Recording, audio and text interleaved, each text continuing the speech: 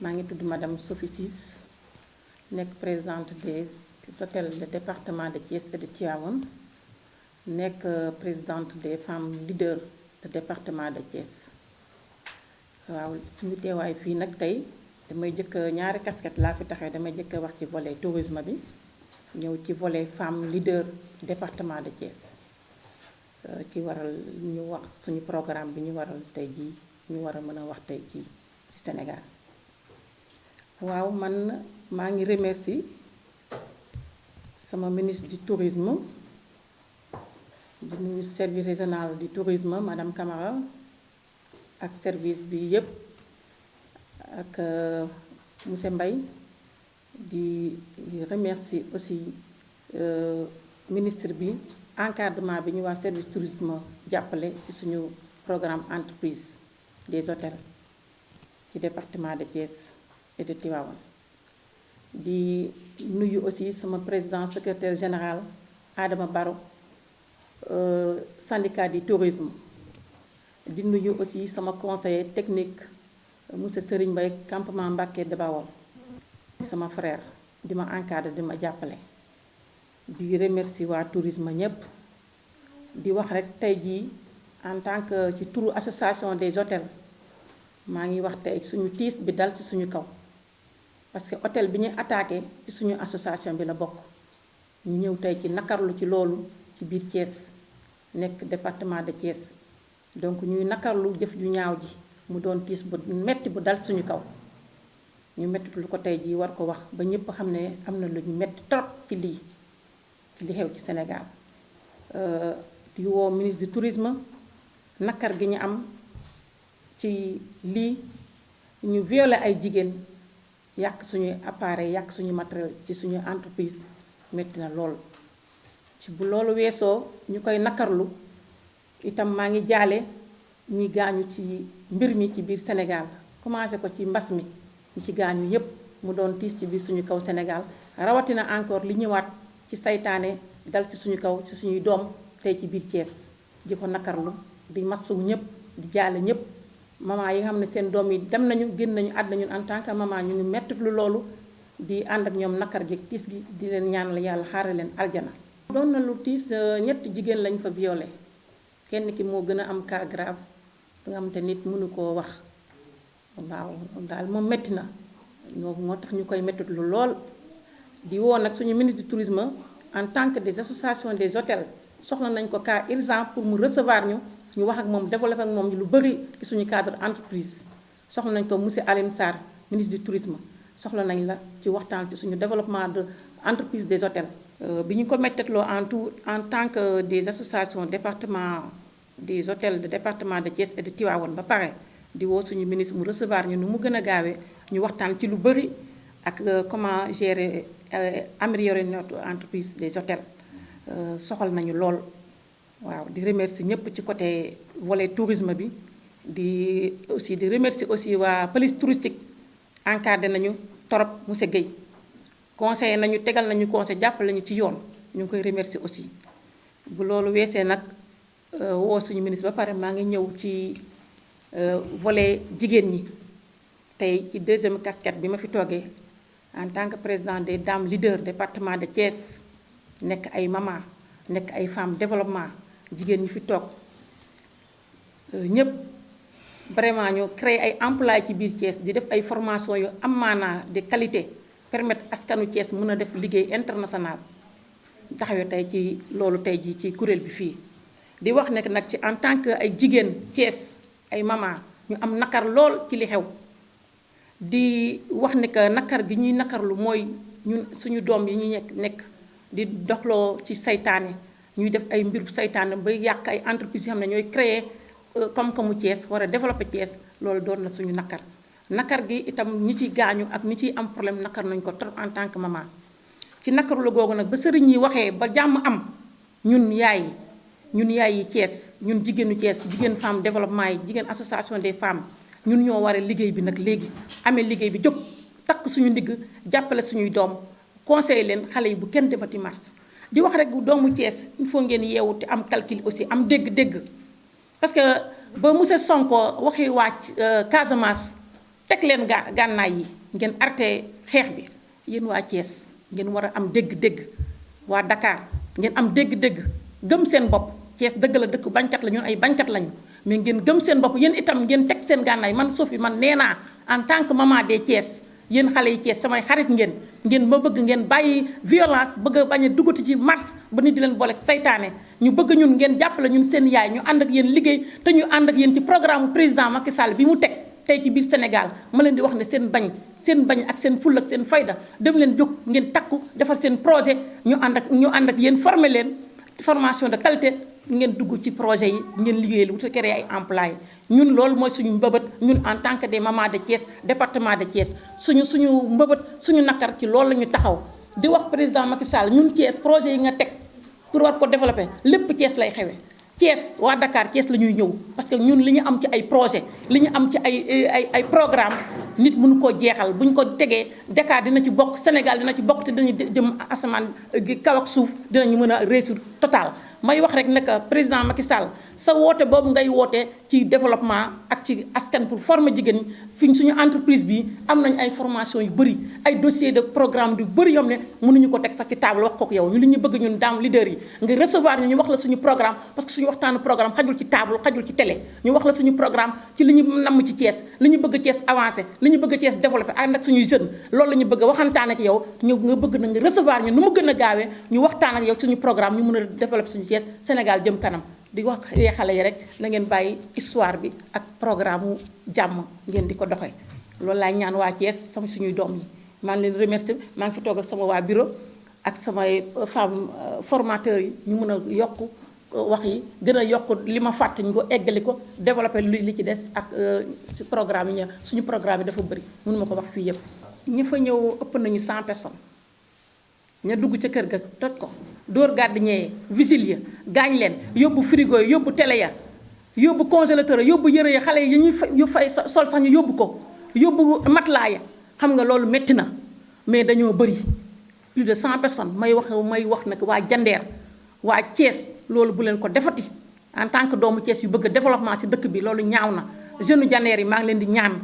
ngeen gëm seen bopp créé ji seen projet ànd ak président Macky Sall ñu liggéey suñu réew moo gën suñu Thiès di avancé dem kanam mais vraiment loolu métti na métti ne kenn mënu koo natal ñuy ñaan rek président taxaw ci suñu ministre tourisme taxaw ñu ci bu baax. incha allah ba procureur de la République topp ñu def enquête bi jàpp ñoo ñu def ñaawteef yi ñu wax lan moo tax ñu war a def loolu mer dina am na limite saytaane nag ëpp na leen doole xale yi ma leen wax ne saytaane marché bi bu leen kenn woowati ci marché parce que saytaane ngi ci biir marché bi li ñu def xamuñu ko ñu arrêté bañ a demati toog créer seen projet ñu ànd liggéey si Thiès ñun daal suñu mbëbët suñu xeex ci loolu la ñu jóg ñun daam leader de Thiès loolu mooy suñu programme. police touristique mu ngi koy nakarlu service régional du tourisme Mbour ñu ngi koy nakarlu woon nañ ñu waxtaan nañ ak ñoom ñun ñëpp ñu ngi koy nakarlu léegi nag ñun dañoo exiger président Alioune Sarr ministre du tourisme recevoir ñu li ñu war a développer bëri na ñu wax ak moom ci solution yi. parce que marché bi li ñuy wax ñoom xale yi fa dugg dafa bëri kon zone Kër Moussa bi daal mooy 50 waaw di wax rek nag ñu parce que xale yu kii la ñu vraiment ñu góorgóorlu ci doxalinu àdduna ak moytu saytaane lañ leen di ñaan ñu jéem a créer seen projet ànd ak ñun ñu jàppaleen ñu liggéey. ñi doon marche ñoo ko def waaw mët nañu 100 personnes dañu njëkk a taal pono yi ci bunt bi ba pare ñu fonce couper courant yi dugg si biir donc loolu la ñu def daal waaw ñi doon manifester ñoo ko def moo tax ñuy woo suñu doom yi di gërëm encore kilifa diine yi wax ci mbir mi ba jàmm am ñun yaay yi ñoo ci des comme ñun yaay yi ñoo ci des nag ñun waa Thiès du ñu des ginnaaw dañuy ànd di conseiller suñuy doom yi jéem leen dugal ci formation yi président wax ñu mën a liggéey ñu ba duñu am jot ñu woo ku leen kenn di leen woote ci ay marche loolu daal mooy suñu programme mooy suñu mbëbët te dañoo bëgg ñëpp jàppale ñu ci bépp association des femmes jóg ci Thiès wax ci jigéen ñi ñu ànd liggéey suñu Thiès. ci volet hôtel yi il y a un petit problème bu ma waroon njëkk a soumettre boobu ça adresse à le président de la République parce que hôtel yi ci Covid bi dañoo liggéey ci Covid bi joxe nit ñi joxe seen hôtel héberger nit ñi. donc bi ñu joxee nit ñi héberger nit ñi ci hôtel yi bi ñu paree boobu ak léegi seen xaalis des ci àll bi ñu bëri ñu ngi waaj a tëj mënatuñu liggéey ndax xaalis boobu ba tey mënul egsi donc ñuy ñaan président République pour améliorer waat hôtel yi mu dimbali ñu xaas boobu ñëw nu mu gën a gaawee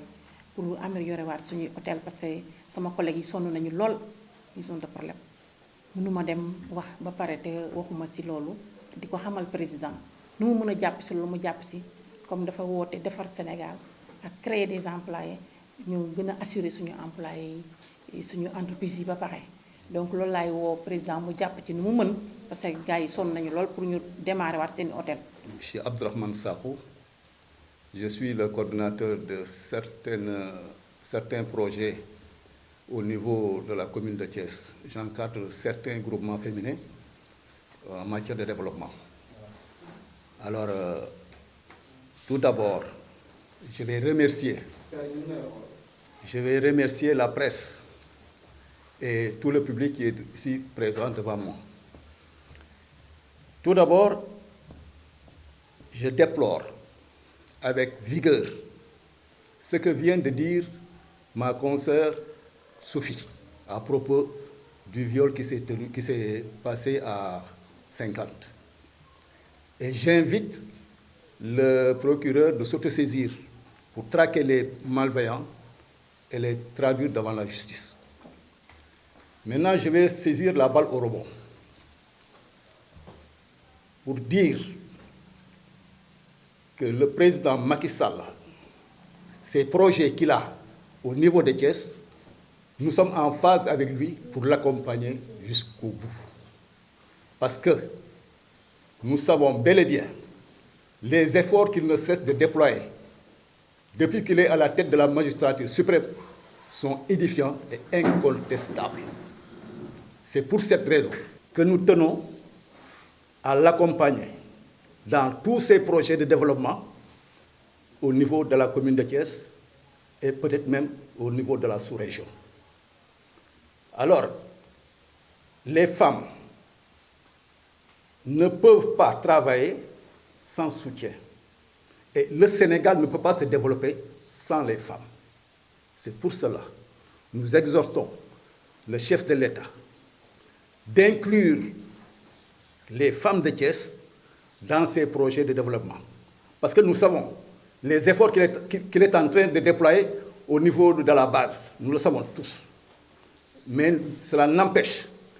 nous lui demandons solennellement d'apporter son soutien aux femmes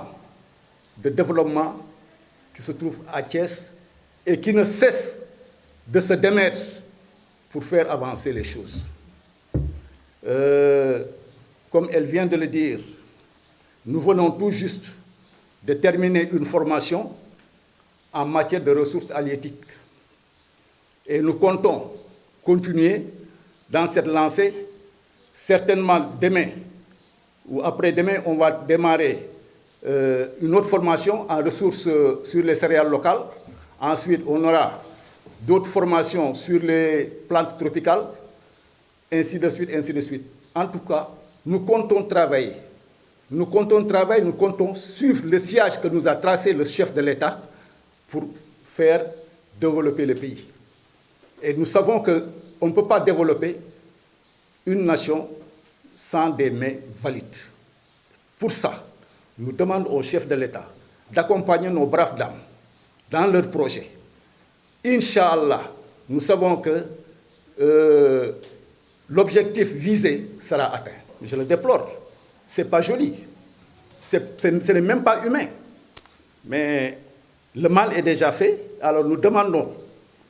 aux autorités de s'autosaisir, surtout le procureur de la République, pour traquer ces malfaiteurs. Il ne faut plus que ça se répète. Ça doit cesser. Nous sommes une nation, nous sommes un pays de terrain, un pays de paix.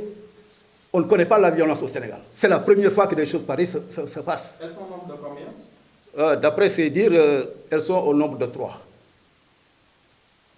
Et les cas sont vraiment très sérieux. Les blessures sont très sérieuses. Alors, nous déplorons tout cela et nous demandons une assistance quand même, une assistance des autorités étatiques pour les prises en charge. C'est Fatou Gueye, on m'appelle Fatima. maa ngi remercier ñëpp man maay titulaire Le Cœur d'Afrique entreprise bi ñu naan Le Cœur d'Afrique qui est basé à Thiès. Bon man maay titulaire wu entreprise bi nekk fii mais damay liggéey ak ñoom Tata Sophie moom mi nga xamante ne moom moo jiite Dame Leader yi di liggéey ak maman bi toog ak ñiy toog nii ci salle bi. alors yaa ngi ci formation bi naka ngeen koy dérouler.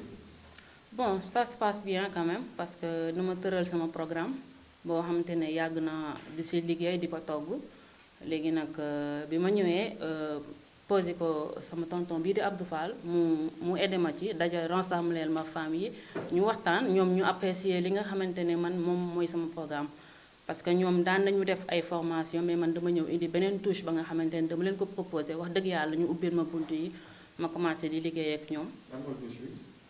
touche bi mooy faire autrement rek parce que li nga comme maa ngi nekk àll di gis leneen même produit yi mais di ko gisee neneen ñu ko yóbbu feneen léegi man ma ñëw dellu si ne leen nañ leen ko defee touche bi mooy nañ ko defee autrement changer lu bëri li ñu fi war a changer dafa bëri. Parce que bu ma ñëwee ñun ñu nekk toujours ci même méthode yi continuer ko donc am na yeneen amélioration yoo xamante ne mi ngi ci dëkk yeneen yi et pourquoi pas parce que ñeneen ñi niñ ci percé ni fi ñu àgg ñun àgguñ foofu dafa des te suñu yaay yi fii dañu mën liggéey te dañ ci sonn te dañ ko gëm donc bu ñu changé touche bi rek après dina dem incha allah. aussi qualité innovation emballage yëpp def na lu bëri des na labellisation beeg yëpp dafa des.